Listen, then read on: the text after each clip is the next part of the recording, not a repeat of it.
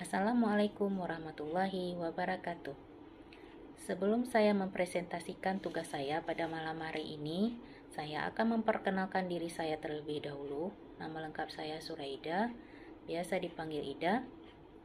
Saya bekerja di Kementerian PUPR, Balai Pelaksanaan Jalan Nasional Aceh. Saya alumni mahasiswa Universitas Syah Kuala dengan jurusan D3 Perpajakan Angkatan 2002. Sekarang saya sedang melanjutkan pendidikan S1 saya di Universitas Muhammadiyah. Baik, langsung saja pada malam hari ini saya akan mempresentasikan tentang ilmu dan seni pengambilan keputusan. Pengambilan keputusan sebagai sebuah ilmu dan seni. Manusia adalah makhluk pembuat dan pengambil keputusan, penentu atas sebuah pilihan dari sejumlah pilihan. Pengambilan keputusan terjadi setiap saat sepanjang hidup manusia. Kehidupan manusia adalah sebuah kehidupan yang selalu diisi oleh peristiwa pengambilan keputusan.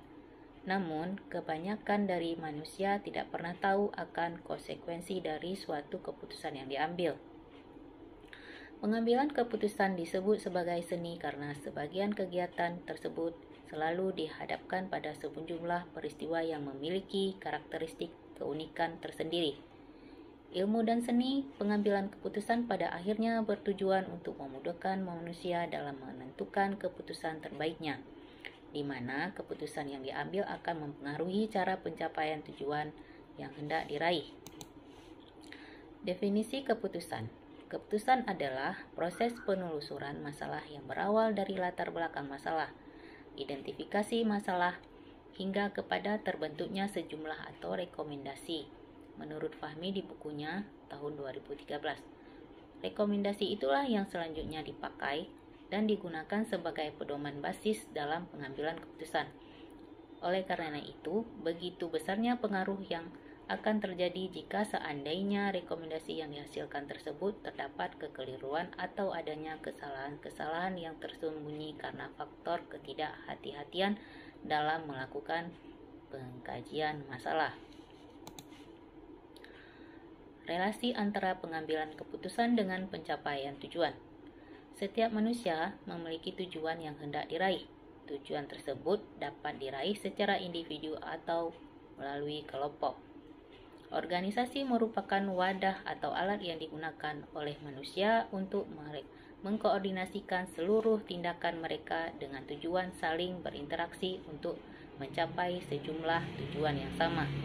Pencapaian tujuan merupakan konsep yang dikaitkan dengan masa depan, artinya tujuan yang hendak dicapai oleh seseorang atau organisasi merupakan suatu yang hendak diraih.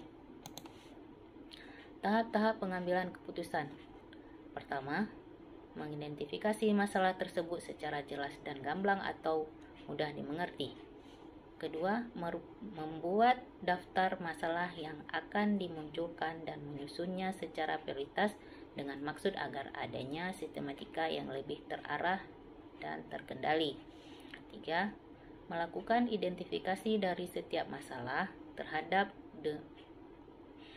tujuan untuk lebih memberikan gambaran secara lebih tajam dan terarah secara spesifik. Keempat, memetakan setiap masalah tersebut berdasarkan kelompoknya masing-masing, yang kemudian selanjutnya dibarengi dengan menggunakan model atau alat uji yang akan dipakai. Yang terakhir, memastikan kembali bahwa alat uji yang dipergunakan tersebut telah sesuai dengan prinsip-prinsip dan kaidah-kaidah yang berlaku pada umumnya. Tipe-tipe keputusan. Pertama, keputusan terprogram. Dianggap suatu keputusan yang dijalankan secara rutin saja, tanpa ada persoalan-persoalan yang bersifat krusial.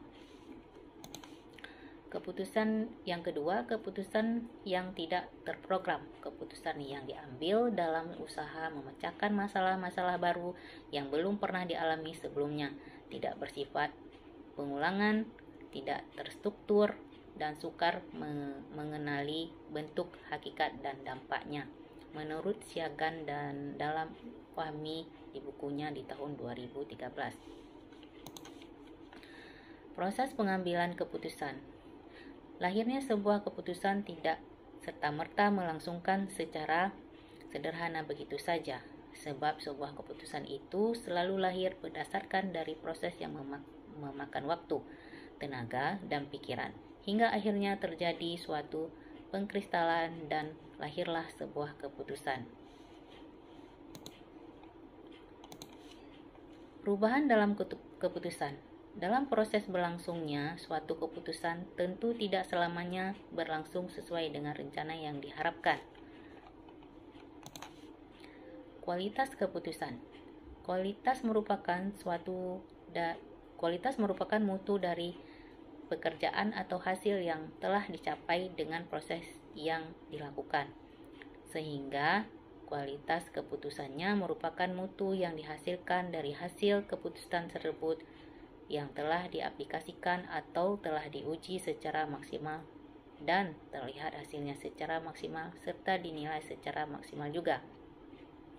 Penilaian secara maksimal tentunya akan menjadi lebih jelas dan lebih bisa bertanggung jawab. Kebenarannya daripada penilaian secara tidak maksimal tentunya. Maka dari itu, untuk menilai suatu kualitas keputusan yang dibuat haruslah diuji melalui pendekatan yang dapat bertanggung jawab secara ilmiah. Demikian presentasi saya pada malam hari ini. Saya ucapkan terima kasih. Wassalamualaikum warahmatullahi wabarakatuh.